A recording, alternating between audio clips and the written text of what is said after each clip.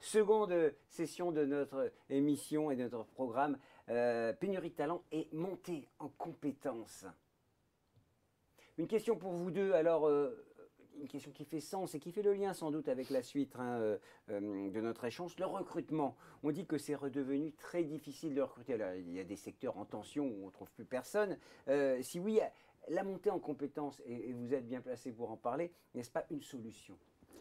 Ouais, c'est une solution, mais avant de parler de montée en compétences, si on parle des managers, il faut qu'ils aient envie de manager.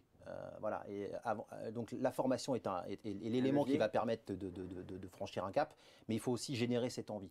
Et ce qu'on constate, alors on en parle souvent avec Isabelle, c'est que la difficulté des entreprises, c'est vraiment de se dire, notamment sur ce rôle d'encadrement intermédiaire, les gens, ils ont bien conscience, les managers, qui sont coincés entre la direction et les collaborateurs, et que ce n'est pas un job si facile que ça. Donc finalement, si on a le choix d'aller plutôt sur un poste d'expert, d'un spécialiste, etc., ben finalement, c'est peut-être plus facile comme gestion de carrière. Et que le management opérationnel, c'est pas si simple que ça. Donc il faut d'abord donner envie d'aller vers le management opérationnel, et ensuite, effectivement, la formation arrive pour faire monter en compétences.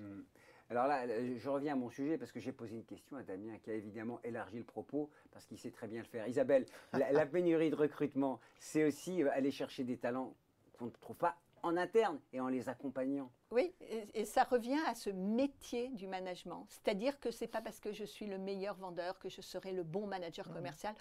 Vous connaissez le foot, ce n'est pas parce qu'on est le meilleur buteur qu'on va être un bon coach. Quelques exemples, hein, bien évidemment, et là, ça nous renvoie en effet à une formation. Et j'ai envie de dire que même les écoles de management, quand on regarde les grilles de programme, les vrais cours de management n'existe pratiquement pas. On va faire beaucoup de marketing, de contrôle de gestion, etc. Mais la notion de management, au sens de comment fédérer des équipes, développer son leadership, elle est rare. Et la crise des vocations au management existe de façon depuis très longtemps, par exemple dans les écoles d'ingénieurs, dans les métiers très techniques, où en gros on vous dit pourquoi je m'enquiquinerais à mettre à dos mes collègues en montant. Voilà. Et donc il y a vraiment un challenge, et je crois qu'en effet avec la reprise, on est en train de voir que ce recentrage sur soi, hein, que montrent les études, profiter de ma vie, au-delà du travail qui n'est vraiment pas tout dans la vie, là je crois qu'on l'a compris, bah, c'est peut-être aussi évacuer ce qui peut être problématique. Le management. Et le voilà, management fait partie. qui est quand même une source de fatigue, de complications. Moi je dis souvent, les managers opérationnels, on en parle, sont les airbags de l'organisation. Quel est le grand job du manager intermédiaire? Rassurer sa hiérarchie. Ah ben, les ordres sont impossibles, les consignes sont impossibles, mais on va y arriver. Et puis rassurer ses équipes, on ne sait pas où on va parce que c'est incompréhensible, mais moi je vais vous donner une ligne claire.